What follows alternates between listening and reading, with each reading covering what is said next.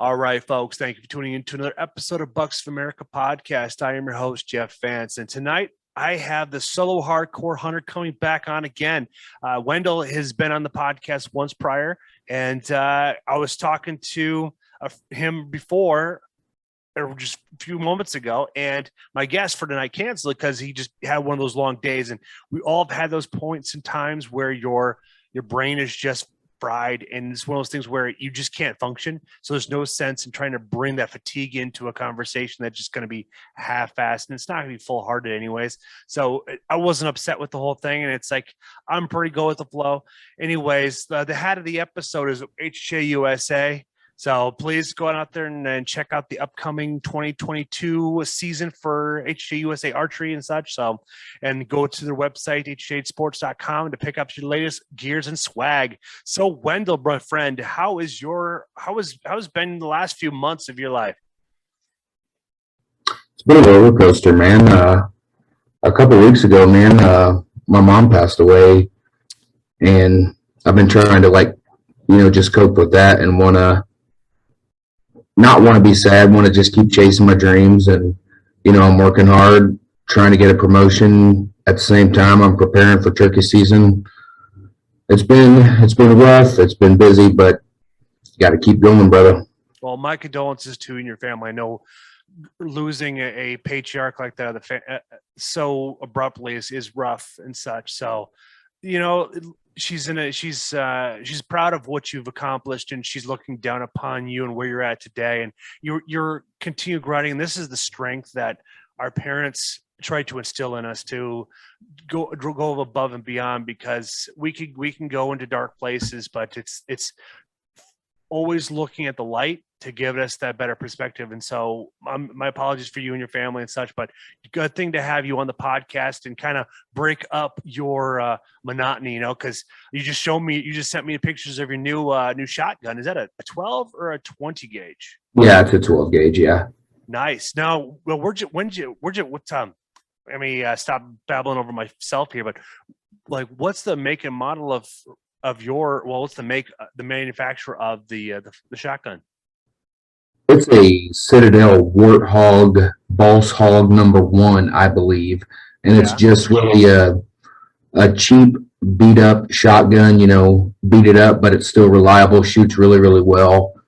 It's a 12 gauge. I got a Hunter Specialties Undertaker choke in it, and I'll be shooting the Federal Premium Grand Slam 3 inches out of it. So we're shooting pretty good, up to about 50, 60 yards with it. That's still pretty impressive, because when you get a price tag of around that $200 to $300 mark, you kind of have low expectations. But I think that's what they wanted you to have, is that, but then over deliver when you actually pull that trigger and watch those BBs fly down range. Yeah, it's an amazing gun. I mean, for a semi-automatic shotgun, I think it performs absolutely amazing. I haven't had no fails with it, no problem injecting shells. I mean, it just runs really, really smooth. It's pretty shocking. That's good. I'm glad that they really focused on the gas flow of that, and get that cycling down just the way it should be. And then, how does it handle does it kick like a mule, or does it have a nice balance with it where you still feel that strength behind it, but it doesn't it's not going all straight into your collarbone? Yeah, I feel like with a good quality low brass, I don't really notice it when I'm shooting 3, 4, 5 rounds. Okay. With those Grand Slam 3-inch turkey loads, it lets you know it's there real quick. Oh, that it does. I wonder why it's has packed so much of a punch, other than normal 7-shot does. Well, I think because #1, the choke's an extra full choke, plus it being a 3-inch shell. It's got some power behind it. Right. So maybe you can explain this to me, because I don't use chokes. My 1100 doesn't have or maybe it does have a spot for chokes. I just don't use them. What is the design behind the choke? What does that do? I understand that from what my brief overview is that it kind of focuses the channels, the BBs in a straighter and a little bit longer range. Is that what I'm understanding? Or? Yeah, that's pretty much about it. From my understanding, certain choke tubes, you got modified, you got full, you got your cylinder choke, but each one like an extra full, it keeps, tightening down in that barrel for accuracy, like you said. But I think the more you do that, also, it's probably going to pack a little more of a punch. It's true, because it's keeping the gas from it completely expanding, and it gives it because what an average choke is, 3 inches long. I don't know. I think there's different size ones. Yeah, that's what I was wondering. 2.5. Okay. The choke tube. Okay. Yeah, like I got some somewhere, but some of them are a little, I don't know why, but some of them are a little bit longer than the other ones. I don't know why necessarily, but I wonder if it's more of a constriction thing. I think you're stepping in the right direction there as a more of a constriction thing.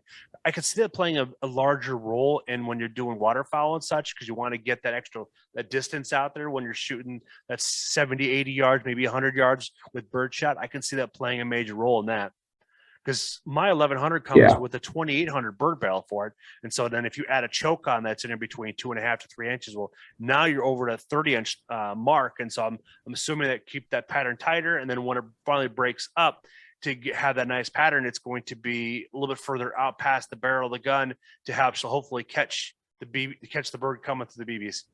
Yeah, that sounds about right to me. That's good to hear, man. So when does your season kick off?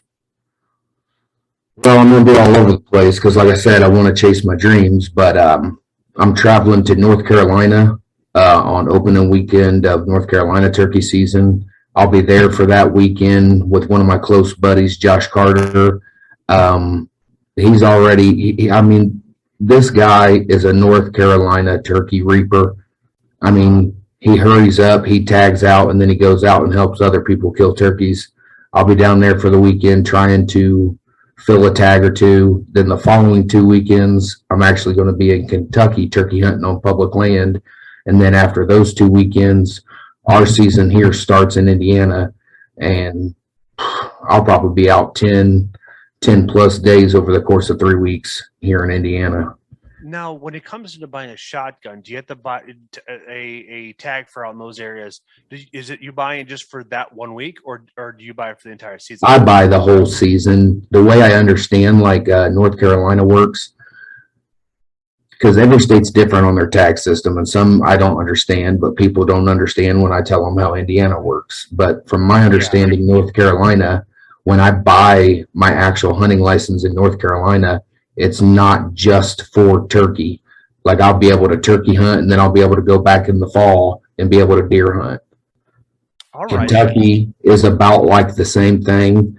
You have to buy different permits. Like I'll buy my Kentucky hunting license, I'll buy my turkey permit, and then for another small fee in the fall, I'll buy a deer permit and be able to deer hunt in Kentucky as well. So they're basically what they're trying to do is they're trying to maximize the one-time purchase when you're going to be there. Instead of trying to nickel and dime you, they give you a better rate when you buy adding this permit and adding this permit to it.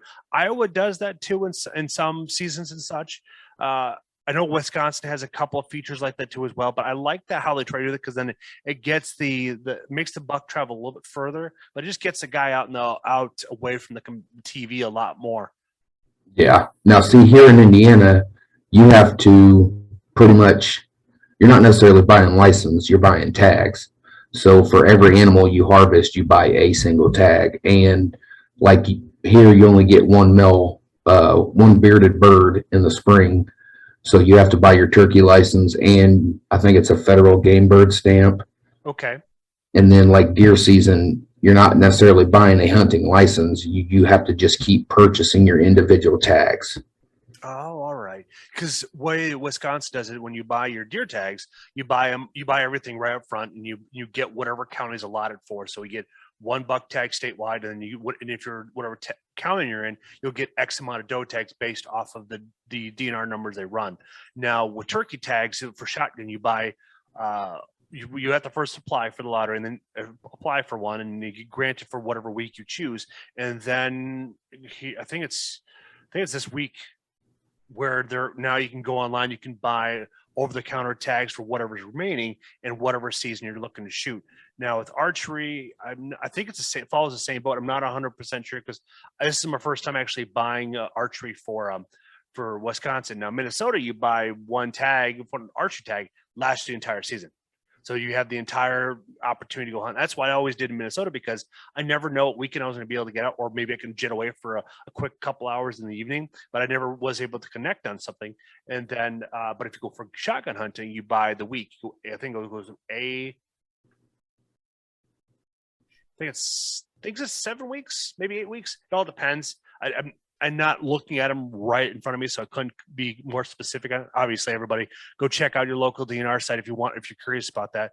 But Iowa, though, I was all by getting you to apply for it. It's not an easy process. I was looking for over-the-counter tags in some areas around here for Iowa, but there's no opportunity for leftovers. It's like they get gobbled up real fast. And otherwise, if I was looking for a tag, I have to go southwest of Des Moines to possibly get a turkey tag, and that's like 4 or 5 hours away one way over there. And it's like, I don't know anybody over there. I'm sure there's public land over there, but I'd rather be someone I'd rather hunt with a buddy, just because it's just more memorable, because I'm not a pretty good turkey caller. So I need to go with somebody that can match my skill sets. Like, I'll drive if you can put a bird in front of me.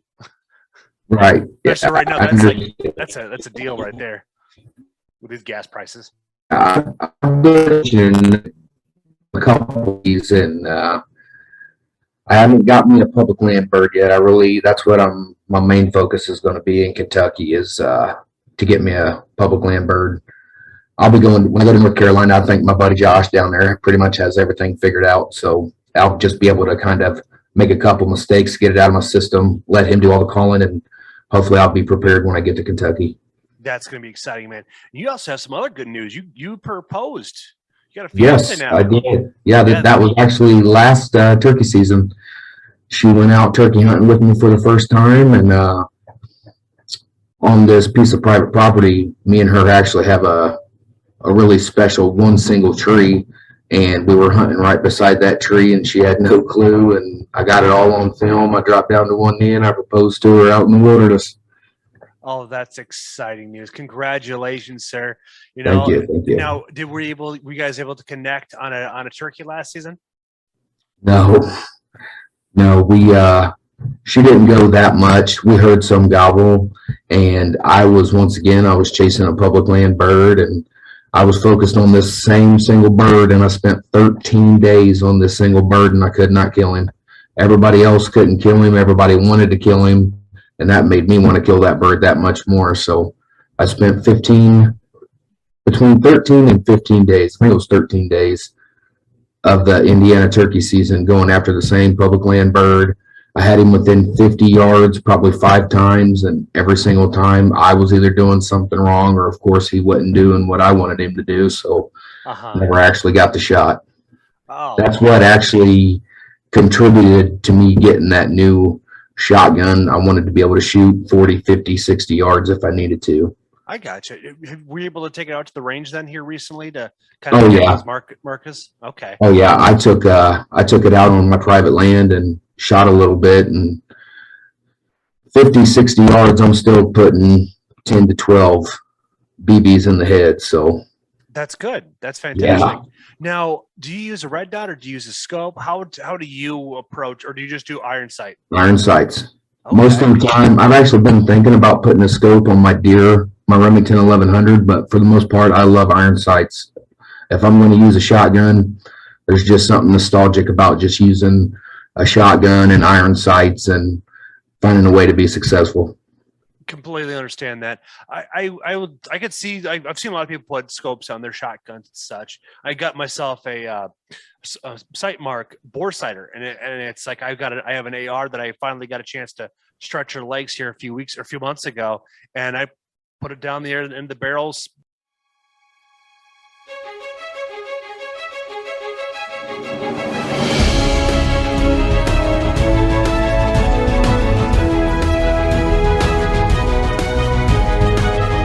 dialed in my scope and just threw them right down range. First shot sighted right in. So no ifs, ands, or buts. So it's like, it was well worth the money to buy, to save that kind of ammunition, to save money. Granted, it's just 223, but it's still expensive. Oh, any ammo nowadays is expensive. I know. I mean, it's all over the place. That is the rough part about it too, because it's like this past fall, it's like I've been the last 2 years I've been struggling finding slug ammunition because of some of the, they're trying to keep people from using lead ammunition for hunting and stuff because the birds and whatever else and whatnot and such. But when you start going away from that, like there's no ammunition to replace it with. And my always thoughts is that when the anti-hunting start getting in there, they start chipping away. They say you can't use lead, you can't use this, you can't do that. All they're doing is chipping away from our rights, and we're just negotiating them away. Similar to what's going on out west with trail cameras, like Arizona, Utah, Colorado. They're trying to stop people from using their trail cameras, and it's like if they don't stop that, they're just going to keep taking their rights away, and that's how they're going to be doing that to us. And it's frustrating. But then again, we had this conversation last time we spoke about it, like how hunters can be our own worst enemies. Yeah, this world is crazy. The more, I feel like the more restrictions we put on hunters is like the more hunters we're going to lose. There's like, how it is, man, on social media. There's so many, how can I explain it? You got those guys who are like, I'm only wearing that Sitka gear, or I'd never wear Realtree or Mossy Oak, or, when people say crossbow hunting isn't real, there's always going to be these battles. And realistically, as long as we are obeying the laws, there is nothing wrong with hunting. I mean, if a kid wants to go out with his crossbow and shoot a little spike buck, we should all be proud of him. We shouldn't bash him for any reason. It's getting crazy. I never would have thought growing up in a hunting family that I'd hear half the stuff that I hear on social media nowadays. It's sad, man. I completely agree with that, man. Because when I was growing up, listening to my dad and his parents hunt back in the and his friends hunt back in the 90s, you never heard about any of this stuff. But then don't get me wrong, we don't have the technology we do as we did then. But you never heard anybody knock each other. It was always a camaraderie about the whole process. And the fact they were always trying to get more people to come out hunting with them because they want to take advantage of that party hunting there in Iowa where they were hunting back in the 90s. So, and even at that point in time, that was the cusp of the good old ages when everybody had a potential of tagging out. I think it was 2000. No, it was 97. Everybody that went out hunting with them was able to punch their tag, which was unheard of at that point in time too. But it was one of those things where they're hunting in Iowa. Now, where they're hunting at, it was all mostly plains and where the woods are. They're all private owned, so you had to get permission to get on it. But then also they didn't have to deal with the insurance company like we have to do today. So it's amazing how much 30 years have changed where you can just get permission to walk out. Nowadays, it's like the farmer has to worry about. It's like they're not worried about you suing them; he's worrying about the insurance suing them. Because let's say I get hurt on their private land. Well, now it's like, well, I got hurt. Well, they're going to want their money somehow. It's like, oh, you got hurt on this person's property, not knowing that they're going to go after them and sue them and get their money out of them to recoup the losses from you. So it's just a weird racket and how everything is structured to go after each other. Yeah, it's sad, man. We've got I feel like our fathers and their fathers have worked so hard to get, the people that they got involved into hunting. We can't let this slip. And that's, I honestly see there's a direction there where we're losing, hunter numbers are declining. I'd love to see them start getting back up there. But I honestly feel like it's all the negativity that's doing that. We need to get kids back into hunting and fishing and treat them the morals of hunting and fishing, and not let kids starting off hunting and fishing with such high expectations. Just take them out there, let them have fun, let them learn. That is a good approach to it, because I've seen kids like shoot 170, 180, and 200 class bucks really young. And it's like now they've set themselves so high that they're going to be disappointed for years, because it's like I don't think they're going to get the expectation they're always going to shoot a big buck, but it's like they're not going to have that something to strive for. Because like I've been hunting for almost 20 years and I still haven't shot. That's the only buck I shot right there. It's the only guy. And so I like that drive to continue to strive for something else. But now it's like spending time out there to pay attention to being in the now. Like I had a situation earlier this year where I arrowed a doe and she killed over, but she had her sister with her. I'm assuming she was twins, because usually when you see them partnered up, they're probably came from that same litter.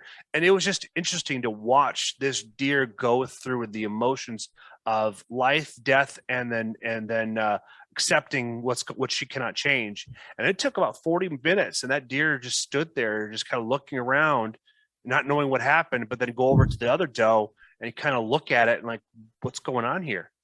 And then as the time progressed, I mean, this is a whole 45 minutes, and I could have put another arrow through her, but it's like in the back of my mind, I have a lot of work to do with just that one. Right. So I just like, well, I'm going to let her pass. And if she has a chance to get bred, or if she's already been bred, awesome. You pass the genetics on to her. But it was just interesting that how their time of grief is very brief. It's like, see it happen and then they gotta move on. But then again, they're in a realm where they're actively hunted. Right. But it's just, it's wholesome to see that, because normally, well, the way I look at it is that as I've gotten older, I appreciate those finer moments. I can appreciate that life that that deer was just a matter of moments walking around. Now it's in my belly, and here we are. It is just remarkable to see that my own personal growth and spirituality with the whole aspect, because now it's like I'm even more connected with that animal, and now I want to present this animal, this gift of God that was given to me. I want to present this to my friends and family, so this way then they can enjoy the spoils of my work. And I don't know if you see my Instagram feed, but I got a smoker. Yeah, I've seen that. Yeah. I was asking for you. I seen that big chunk of meat you made, man. It looked delicious. Oh, dude, it was delicious. So the way I did is I went on Pinterest and found an awesome brine to make it. And I just followed it down to a T. Now, the first time I made it, I messed up because I didn't dissolve all the salt. And so what ended up happening is that I burnt the brown sugar, and you could smell it come out. So when you do that, you got to pretty much dump it. So when I made it a second time, I started with the kosher salt first, stirred all that first, get that all blended and dissolved and such. Then I threw in the brown sugar, and that's in my second batch, and putting in the Worcestershire sauce, the soy sauce, and then also throwing in cloves of garlic, and also putting in I used the Montreal seasoning for that too, which was actually quite a nice little balance to it, with a little bit of a flavor, the paprika and the peppercorns with the whole process. Then I let that brine for, I think it was 12 hours. 12 hours. That one deserved a full 24 hours on that piece of meat. But when I put it in the smoker, I smoked it for solid 6 hours, and the bark on it came out delicious. The flavor was very fruitful. Then now my second run that I did on Sunday, I sat down, or yesterday actually I should say, with Ryan Nordahl. He's from Epic Whitetail Habitat, and he's been on the podcast a few times. So he came down, we broke bread and had some bourbon, and I gave him some comparison, contrast, and stuff like that between the two of them. Because what I did differently with the meat I smoked yesterday is that at the halfway point, at like an hour and a half, because I was only going to smoke, they were not very big, so getting to 140 degrees was not going to take very long. So I wrapped them, completed them to, well, one hit 160, one hit 140, just because it was such a small piece of meat. And I cut them up, gave him what I cooked up on Friday, gave him what I cooked up yesterday, and he said it overall it had a better flavor profile with what I smoked on Friday, leaving it open, letting it smoke for the full 6 hours and such, and it was great. And the pit boss that I got is just a simple, basic analog one, nothing, no fancy, no Bluetooth, nothing like that. So there's less parts to go wrong, less things to break. And I found out with it is that it sips on the wood. It doesn't fry it up rather quickly. And I find that it's happy medium is 150, 175 degrees. I stick at the very top of the stack. So this way, then it just all that smoke's rising up, and then it just goes out from there. And I really enjoy it, man. Everybody so far has really liked it. My wife has been enjoying the win. Now, after you got your smoker, did you tell yourself after you cooked on it, I don't ever want to cook meat any other way again? Well, my wife told me I had to pick and choose my battles and how I cook. So it's because it's like she has a threshold where she can only eat certain techniques a certain way so much, otherwise she gets burnt out, and it takes a while to get that back in the cycle again. So it's just easier just to stick with it on the weekends than trying to do it every week, every day. Because we had chicken tonight. I was all roaring to go and putting it in at noon and turning it up too, and just let it smoke all day long until about 5:36 and eat up before we sat down in the conversation here. Heck yeah, man. That's good. So do you have a smoker yet or not? No, I do. Honestly, I'm way out of date. We just got a air fryer, and I've been hooked on trying different things in the air fryer. Ooh, I just air fryer is legit, man. It is so good. I just did I had one wild turkey breast left. I just did one of those I basically warmed up some honey, coated the whole breast in honey, and then I poured a bunch of that Kansas City barbecue rub all over that breast, cooked it about 3/4 of the way, and then I poured it out, coated it with barbecue sauce, let it finish cooking. Oh man, that was by far the best wild turkey I've ever had in my life. Oh my word! I had my friend Christopher Dietz here back last May, and he actually used his air fryer to make duck jerky.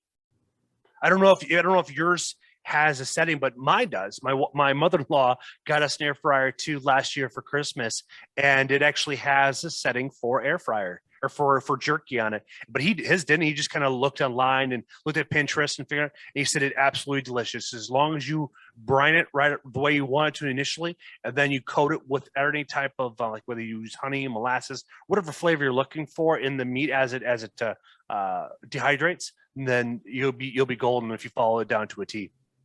Yeah, I'm gonna have to try that out. Yeah, it is quite. I haven't had duck in it yet, but we had chicken tonight, and the air fryer. Boy, did it turn out just absolutely delicious and juicy and such. It's like I almost want to next time when I'm cooking, I want to poke holes in so this way then all the fat and juice drips out of it, because it's like I'm not going to drink the juice, but it's like I've already got the design of the flavor on it, and my wife went ahead and she just put it together this jalapeno spice and put it all around it. Oh man, it had a nice balance of fire and flavor.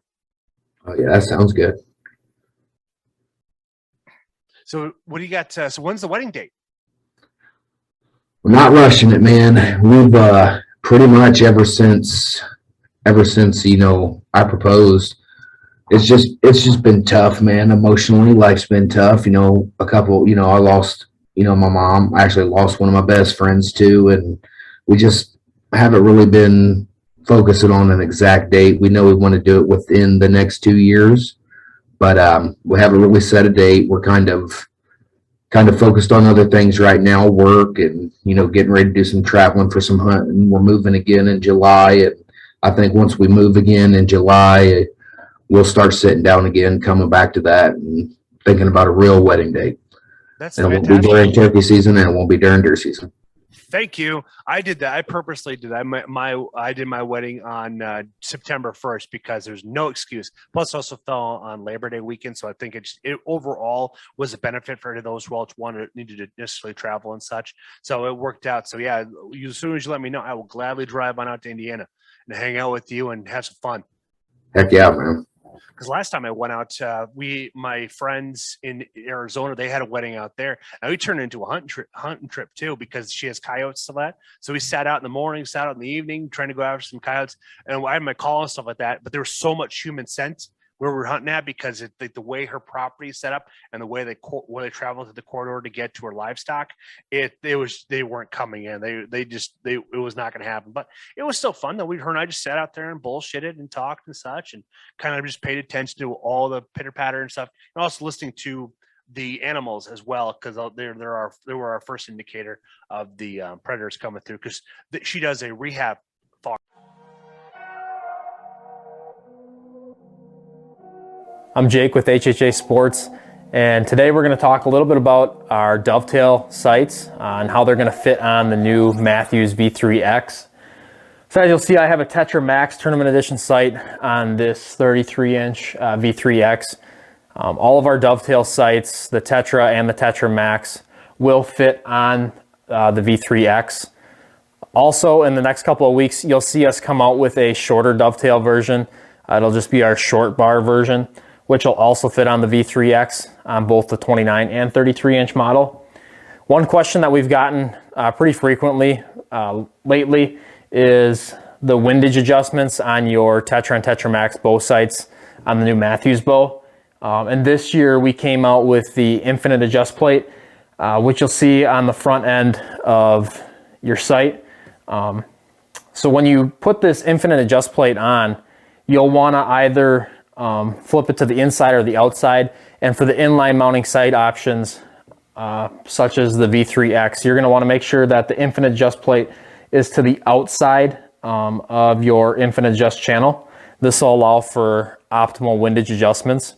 So you'll also be able to find the infinite adjust bracket on our website if you're already shooting a Tetra or Tetra Max Tournament Edition sight. Another way that you can get your HHA to fit V3X is by buying our conversion kit, which you can find on our website at hhasports.com. We'll be selling those at retail around $60. So basically the only thing you'll have to do is you'll have to take apart your sight at the third access point, and you can convert any Tetra or Tetra Max sight. So if you have a fixed frame, you can get that into a Dovetail. So like mentioned before, any Dovetail sight will fit a Tetra or a Tetra Max, as well as our short bar version. For more information, you can visit our website at www.hhasports.com.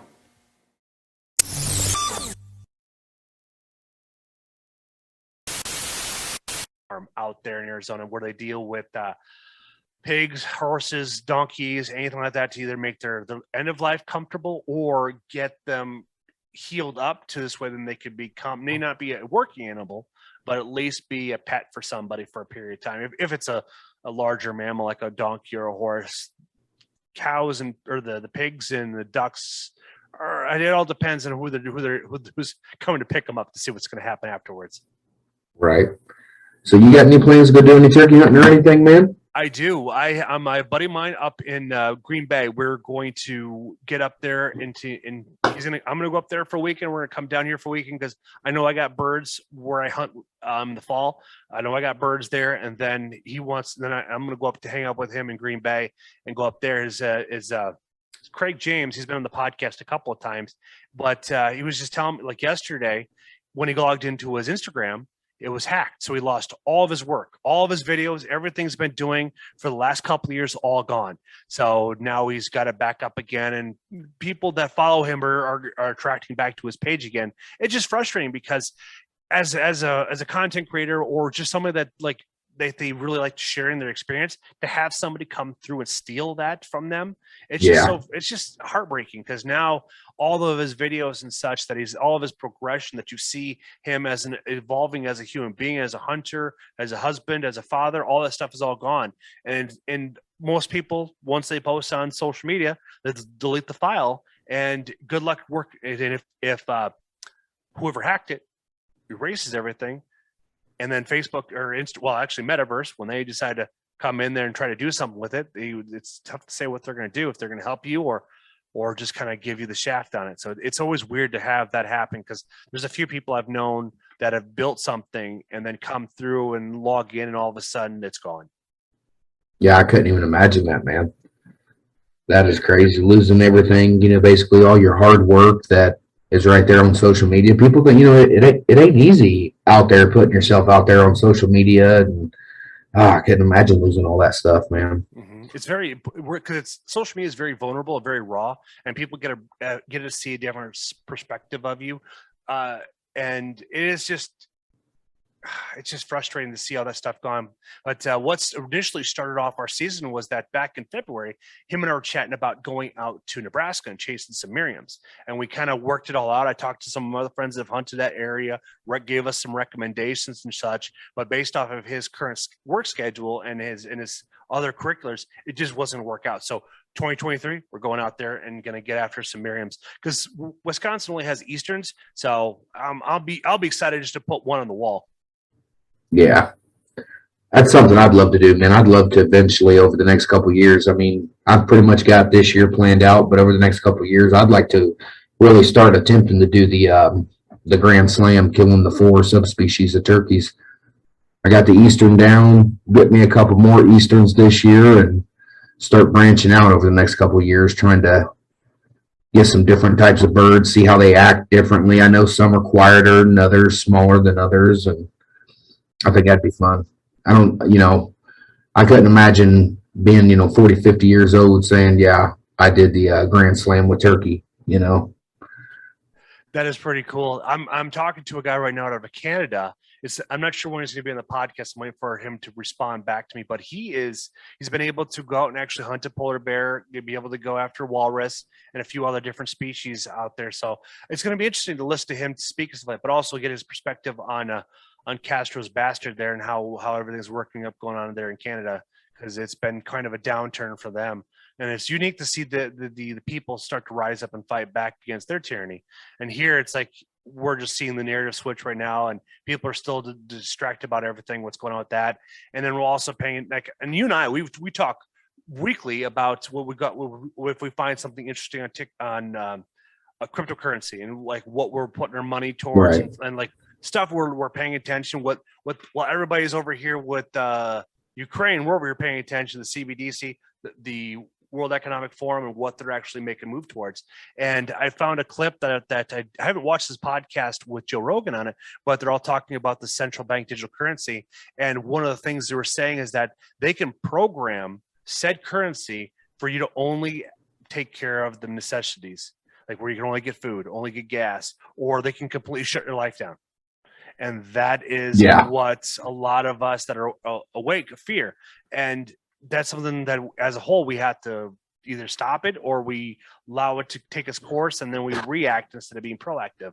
It's just so frustrating that we're finally in a position in society where we can live freely and have be able to cross borders. But we can't. It's like, it almost seems like if it was 100 and 200 years ago, we had the opportunity to travel across the world, but now you have to have a passport, you have to do this, you have to do that, and then you never know if you're coming into hostile territory. Because how cool it'd be to go check out Lebanon or go over to Slovakia or some unique country, but not have to worry about sanctions or war or some type of a BS, because we have so much. This world has so much to offer, but yet we're all segregated.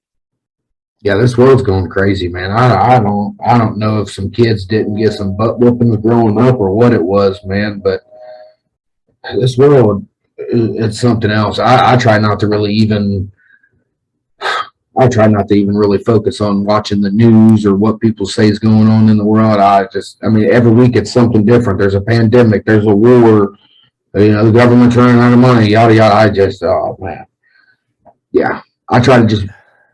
Whenever I think about this stuff, it just makes me want to go out in the woods. That's why I think our seasons are timed out so well. Oh yeah. And then on top of it, here, I don't know about over there in Indiana, but a lot of our water's opened up, so I'm looking forward to get out there doing some fishing, man. I want to. I've been out twice for some crappie, but I have had no luck. Do you fish in the river or a stream or a lake? I went to 2 different lakes, Raccoon Lake and Lieber Lake. Yeah. And we were just fishing with bobbers and minnows. We didn't have no luck, but it was still good to be out on the water and not think about the real world and society. These last few weeks have been just absolutely gorgeous, and it's frustrating though because I don't know how it's going to affect Indiana. But I'm already seeing the same thing that happened last year in the Midwest, where we didn't get enough snowfall, we didn't have enough watershed, and the rain went to the wrong places. It didn't kind of distribute where the rivers and lake streams up north are going to be able to refill the ones down south, because a lot of the stuff that happens up in Canada and northern Minnesota and North Dakota, that all has a side effect of affecting Mississippi, Cedar River, Missouri, all those areas. And I feel that we're going to probably see another limited amount of rainfall too as well. So I think we're not going to see the deep rivers, the lakes that we need to see to have a good spawn. Our lakes, when I went out to Libra a couple weeks ago, I think that thing was up like 28 feet. Oh, really? So you guys got an ample amount. So you may not have the same. We got a lot. You guys may have a nice growing year for all your bodies of water. See, I don't think we're going to have that here in Minnesota or Iowa. Maybe Illinois, because Illinois has been quite getting hammered quite frequently, especially for the last couple storms that came through last week. And we're supposed to get rain tomorrow and Wednesday too here in Wisconsin, Illinois, and Iowa. Yeah, we got rain coming the next couple of days. And then I don't know about up there, but Indiana, the weather changes every 5 minutes. So I don't know what to predict. Today it was like 73 degrees here and sunny. And now the next couple of days it's going to be like 45 and rainy. So we always go through that first fall sense of summer or spring, and then it goes right back going cold. So it's like we're used to it. And we've had those freak winter storms and stuff. So it's like I really don't count out winter until it's past Mother's Day, because we never know what we're gonna get dumped on. Because that here back in 2013, we saw some areas saw 12 to 24 inches of snow. So it was quite something. Yeah, we actually had a bad winter here for the first time in a long time. I mean, it wasn't real cold, but we definitely got a little bit of snow this year. I think I had to take like 3 days off of work, where like work closed down for like three or 4 days this year, I think. Oh, wow. So you guys did get a bit. I bet it's the blowing snow that kind of put the nail in the coffin. Yeah. And it was an accumulation of ice.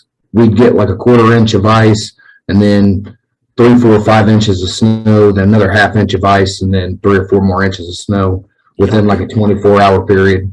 Oh, that's just disgusting. Yeah, it was bad. I didn't mind it. I just stayed home. Yeah, no kidding.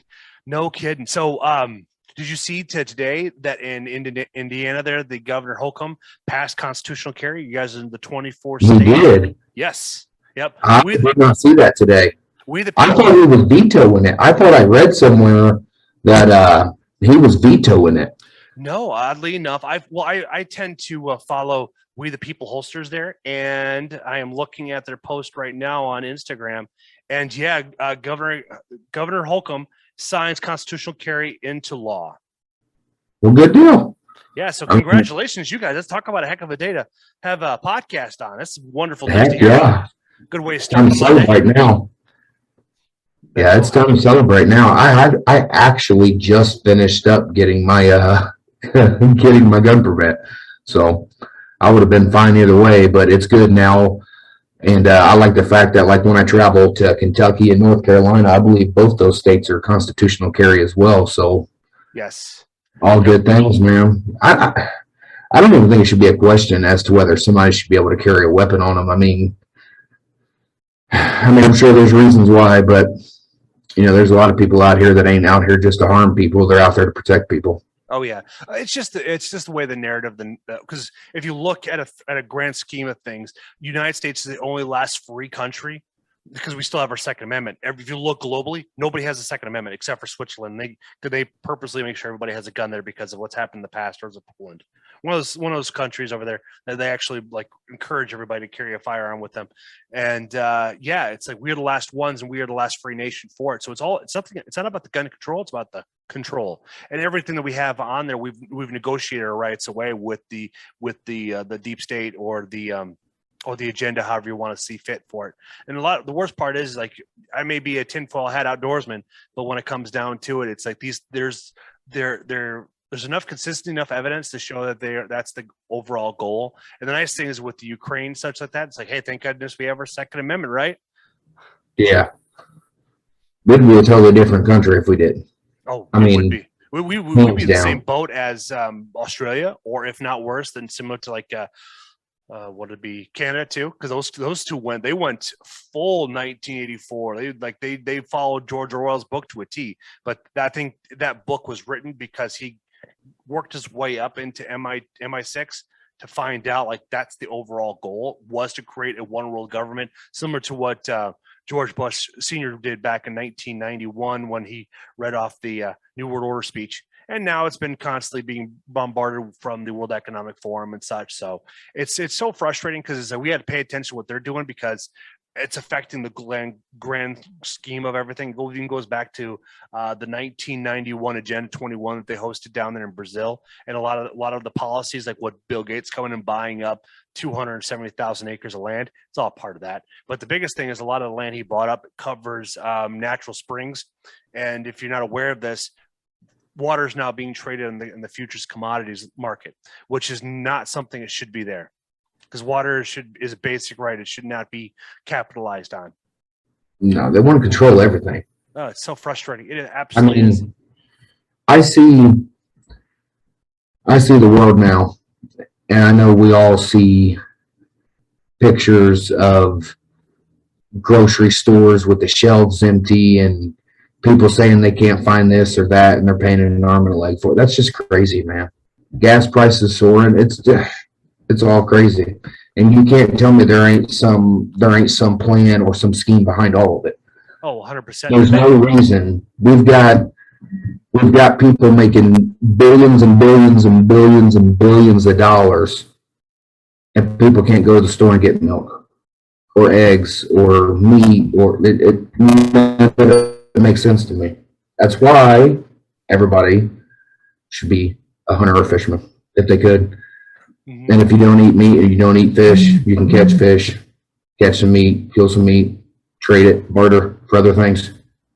Yeah, that's the way to be. And that's where it gets down to the cryptocurrency, man. I really see that cryptocurrency being an opportunity for the DeFi, for us as hunters to be able to continue doing transactions without having to deal with any consequences. Because there's people that I follow on Instagram that would make posts like, hey, you just got shut down by PayPal, so you don't send me through, so you can't make a payment through that, or Venmo, or what we've seen with GoFundMe and such like that, where they're funding the family of George Floyd instead of his victims and such, or they're shutting down the caravans and such. And it's just a dark world. But we've been going through these 80-year loops of this attempt of massive control. It's just one more step to that direction. And that's why us as a hunting group, we are pretty much the military backbone of this, because there's a lot of military men that don't hunt, but they do respect the aspect of it. But we need everybody's to be on board to help maintain that, to avoid this drive to shut everything all down. That's what we don't want to have. And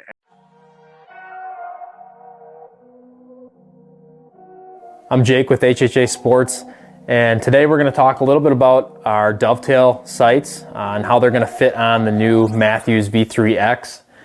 So as you'll see, I have a Tetra Max Tournament Edition sight on this 33-inch V3X. All of our Dovetail sights, the Tetra and the Tetra Max, will fit on the V3X. Also, in the next couple of weeks, you'll see us come out with a shorter Dovetail version. It'll just be our short bar version, which will also fit on the V3X on both the 29 and 33-inch model. One question that we've gotten pretty frequently lately is the windage adjustments on your Tetra and Tetra Max bow sights on the new Mathews bow. And this year we came out with the infinite adjust plate, which you'll see on the front end of your sight. So when you... And we as a hunting group need to make sure we come together and don't bash bird hunters or trappers or anything like that. Because once we lose trapping, because I've seen lots of different protocols being established where hunters can't do certain things or trappers can't do certain things because certain group of trappers complaining about them, but they all serve a purpose in the grand scheme of things.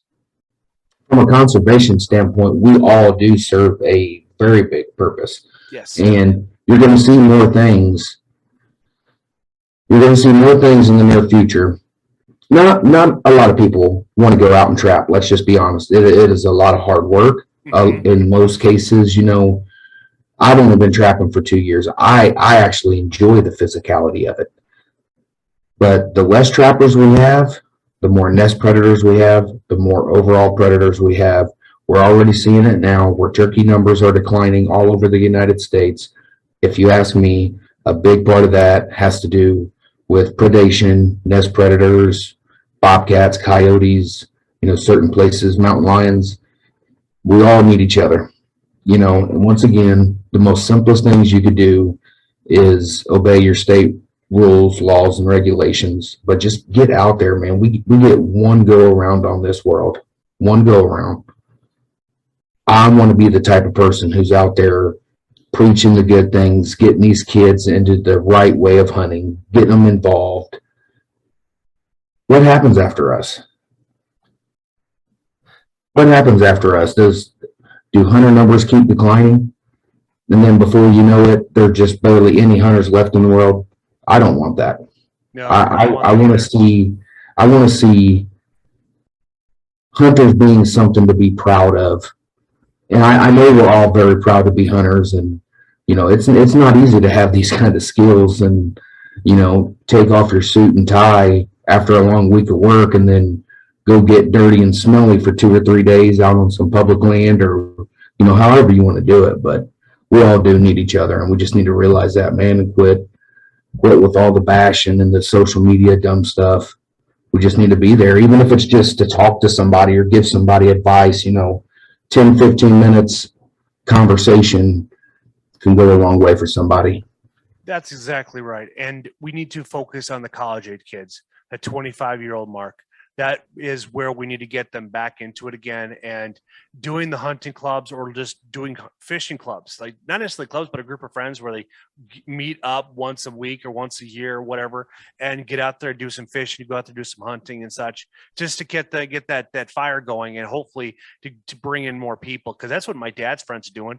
They're starting to go after the younger kids, their siblings, their sons and daughters, to get them to come out fishing with them. So this way, then they can pass down this tradition that they've established. So this way, then their kids can meet new people, but also network and such, but also have that camaraderie. Because this way, then it gives everybody something to look forward to. My dad's, they're both their trips this year to go out to Okoboji in May and in October are booked up.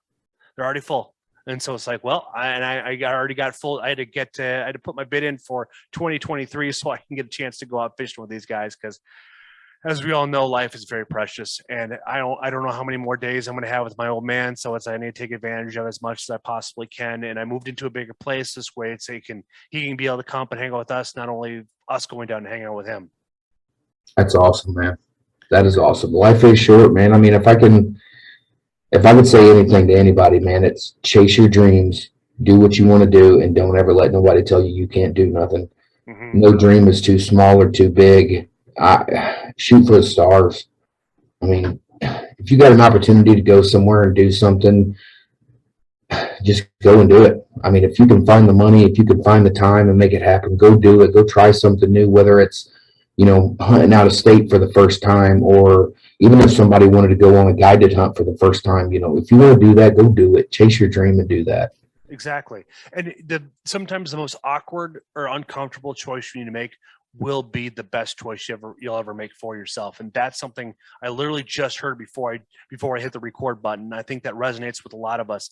And for those who out there that are thinking like you have to start at a certain age to get to where you want to be, what we're getting at here is you need to start today. You could be 40 years old, you can be 60-year-old, you can be 70 years old. If you see that you can foresee making that happen and you make the right sacrifices to make sure that can happen, then do it. Because like we've mentioned several times, we're only on this earth one time around, and that's it. And we got to make the most of it. Yeah, and you can't just go into any situation and expecting giant things to happen immediately. Things are going to take time, but don't ever give up on your dreams or your goals. Set goals. Once you finally reach those certain goals, set new goals, and then keep chasing those and just keep going, man. Just don't ever stop. Oh, yeah. And the goal could be simply just getting out of bed and making your bed, or brushing your teeth, or flossing your teeth 3 times a day or 2 times a day, or whatever. These simple goals accumulate to wins. Because I was talking to my friend Ryan yesterday, and we're talking about personal development. And in our youth, we had issues with reading. So the best way we overcame that difficulty was to continue to read and read harder books and to advance our knowledge. Then also becoming socially awkward or talking to girls, like that struggles with everybody, where people get awkward around the opposite sex. So you just got to put yourself in more scenarios just to chit chat with people and to overcome those social anxieties. Because I find that with today's generation, and even watching what's going on with teachers on YouTube and listen to them talk, and how kids are have more, more of them are now on the spectrum than they ever have been.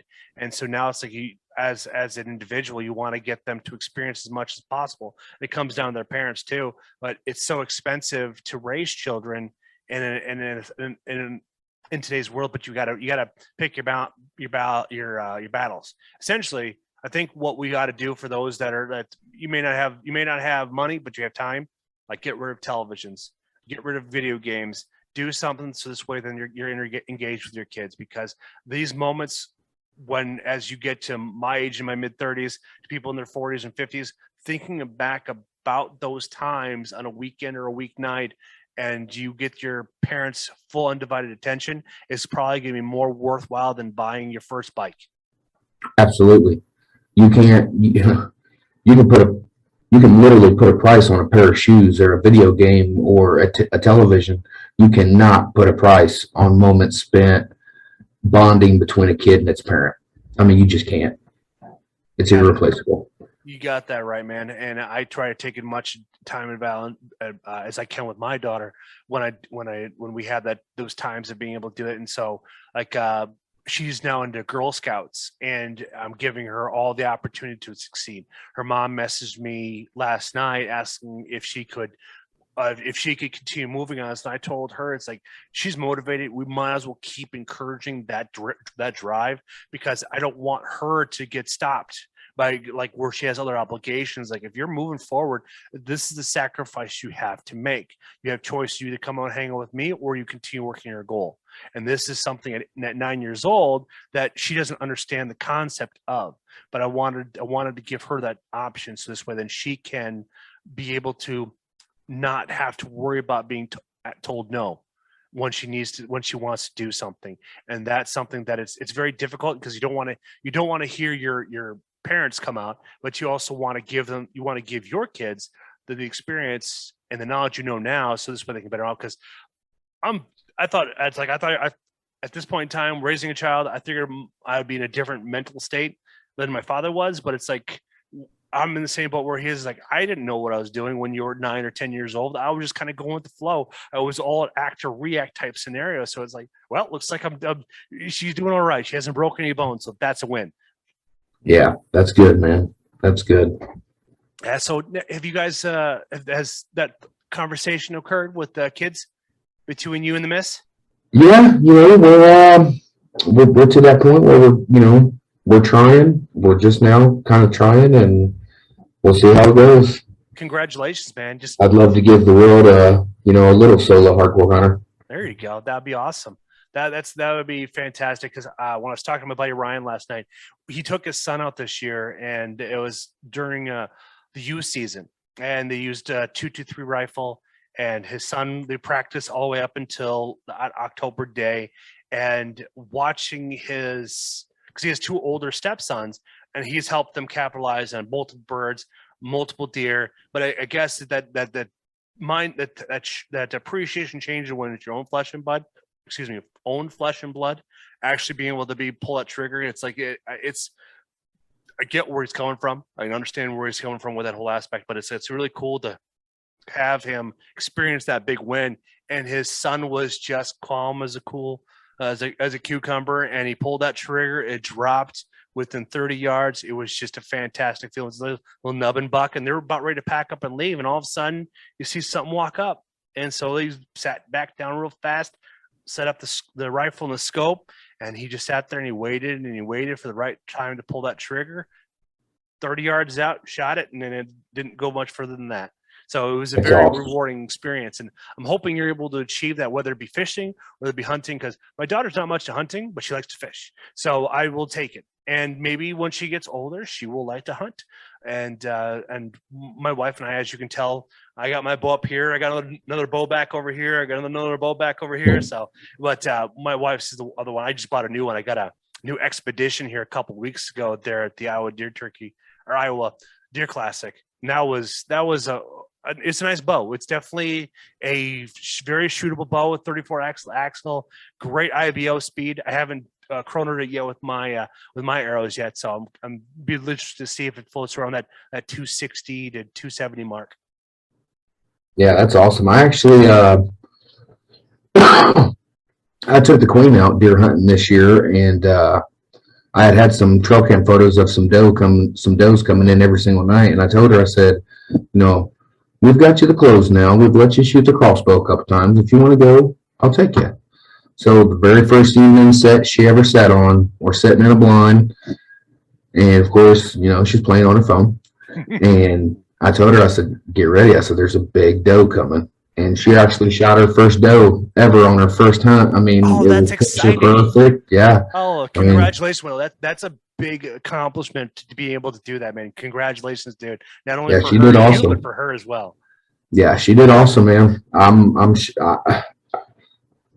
want to say I was shocked, but I wasn't. I mean, I was freaking out. She was calm.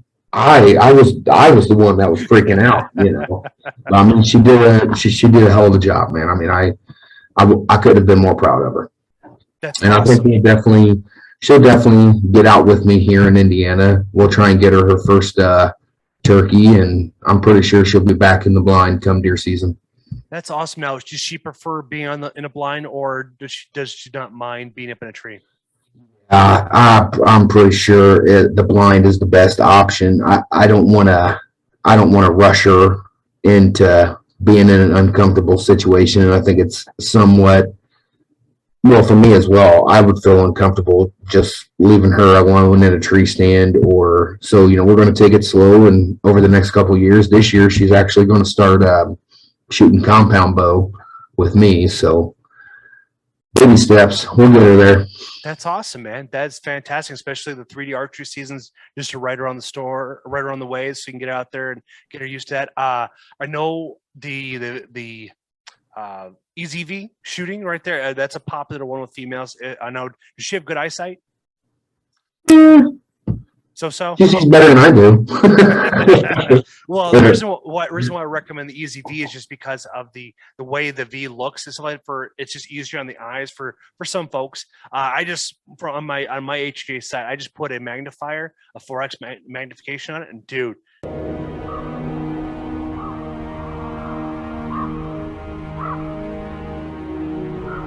just the night and day difference of the clarity of it, because my eyes have gotten old from staring at screens. I've been working in front of computers now for like the last 5-6 years on a daily basis. Before, I was always working either sales or construction or factory work, so it's like I always had a different always had ways where my eyes have to adjust. But boy, it's like as I get older, your eyes are not as sharp as they once were, because I've seen my accuracy deteriorate. When before I could Robin Hood an arrow, now it's like I'm barely able to get them in a tight group. But then again, I also have ruined too many arrows, because there's a few arrows sitting up on top of his rack that's been Robin Hooded.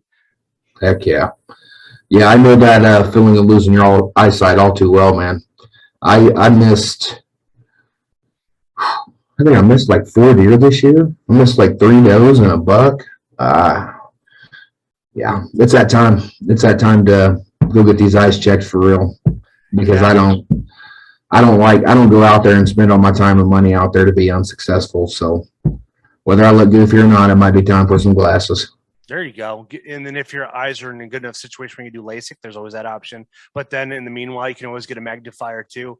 And it's not that expensive. You can pick a kit up for like $114. Well, depends on what setup you have. I'm just basing off my experience with HHA, because they have the 1 3/4, 1 5/8, or 2-inch housings, and they make lens kits for those particular housings. And they do 2, 4, 6. And I think Sherlock does up to 8x, I believe, but anything over a 6x, you need a clarifier, and that gets to be a very expensive peep. It's like $100 and some peep. It's like $150 for that peep alone. it gets real spendy. There's people out there that take their archery very seriously. Most of them people I've met that actually utilize to do a 6X or stronger, that they do target archery, they do spots, they do 3D, they do long distance shooting, mostly spots essentially, and that's why they go for that route. I mostly hunt, so and then the summertime I do my 3D shooting, so I'm just looking forward to getting out there and flinging them some pointed sticks down range. I actually try to do. We got a spot down here in Owen County, Indiana, a 3D shoot. Man, I've never done one. I actually want to try one. I think it'd be fun. I might lose a couple arrows, but if you practice enough and you're confident with because all the shoots that I've done for the last couple of years, I think the longest shooting shots I've ever made on a club setting is like 40 yards. Now, if you're shooting with the devil himself, Brian Austin for Beast Mode Archery, you're shooting over hills. You're shooting 60, 70 yards out.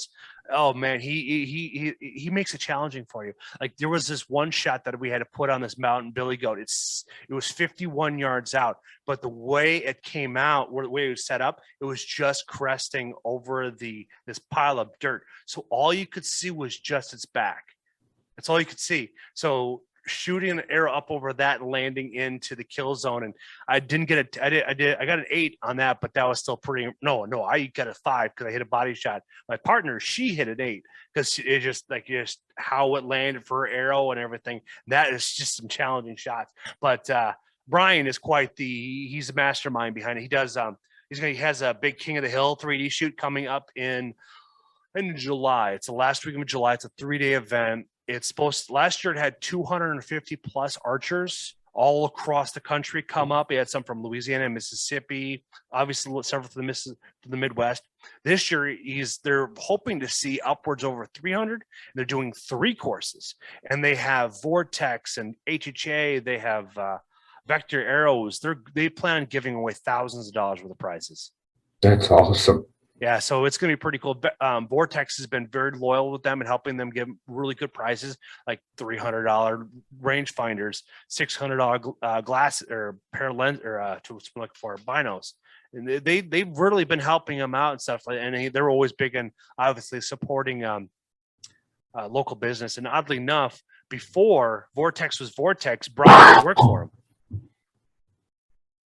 He used to work for Vortex before they were Vortex, like 20 years ago. I can't remember what the whole thing was. Their whole company was based on bird watching, and it kind of plateaued. And I think they saw demand for quality and for binos and scopes and such, and they kind of switched their marketing, started going towards that, and still the same family run unit and everything like that. And they just opened up their own Vortex Edges, their own gun range, and they do drilling out there and such, where they bring in 3-gun and high competitive shooters and such, and do drills with police and such, or also doing drilling for civilians. So this way, that if they have a home invader or something like that, they know how to handle the corners and working with darkness and such, or using laser pointers on their guns and such. Just kind of teaching them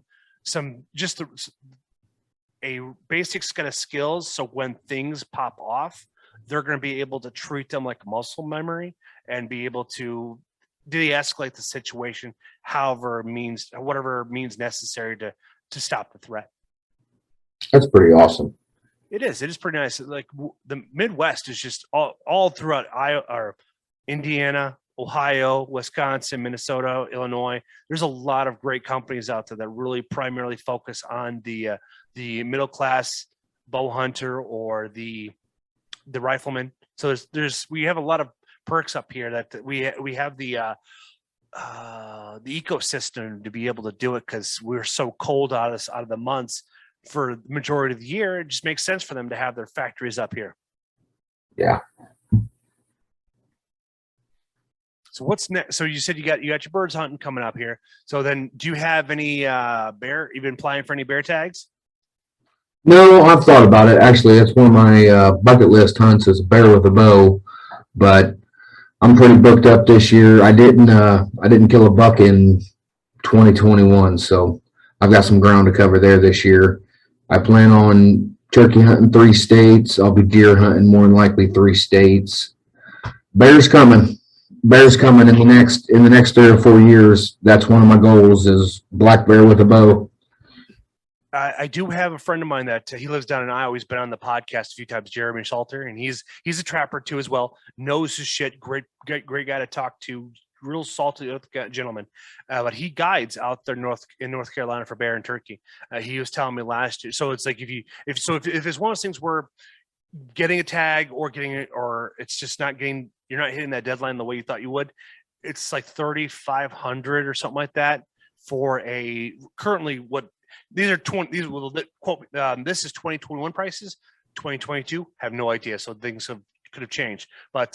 If he'll put you on a bear or turkeys too as well. They do a lot of combo hunts, so I think they do combo hunts. I don't know. I don't have a hunt to go out there. I don't have a yearning to go on out there. But if I want to get a black bear, though, it's like I have somebody that would be able to put me on one without an issue. Yeah, man.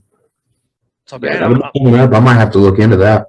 Yeah, I'll gladly get you his information. He's probably going to be heading out there pretty soon because the turkey season and spring bear are going to be happening here all next month. They're all going to be opening up out there in North Carolina. So it could be an opportunity for it. I know it's like it'd be fun to go hunting with him out there in his element because he's from North Carolina. And it'd be fun just to be in his element, to be sitting next to him and watch him call or be up in a tree stand waiting for that big black bear to show up. Yeah. Heck yeah. I think that's one of the perks with hunting with somebody like you've never hunted with before. You know, if I hunt with somebody I've never ever hunted with before, I'm not taking the reins on the hunt. More than likely, I'm just going to sit back, watch what they do. There's probably something in what they're doing that I'll be able to take with me for the rest of my life. That it could be something so small, but it might make me a better hunter for the rest of my life. That is a good point right there. You know, is there anything else that we missed? Because we've touched upon a lot of powerful topics here and personal growth. So anything that you have on your mind that we missed? No, sir. Everybody keep being American and always listen to the Bucks of America podcast. Thank you so much for your kind words there, Wendall. Thank you so much for coming on, folks. Please go out and find Solo Hardcore Hunter on Instagram and YouTube. He has a channel as well. This episode, or I think our last episode that we were on, I think that's on YouTube right now. Just audio with slideshows. But this right here, this conversation will be on YouTube. So this way you can actually watch the full content.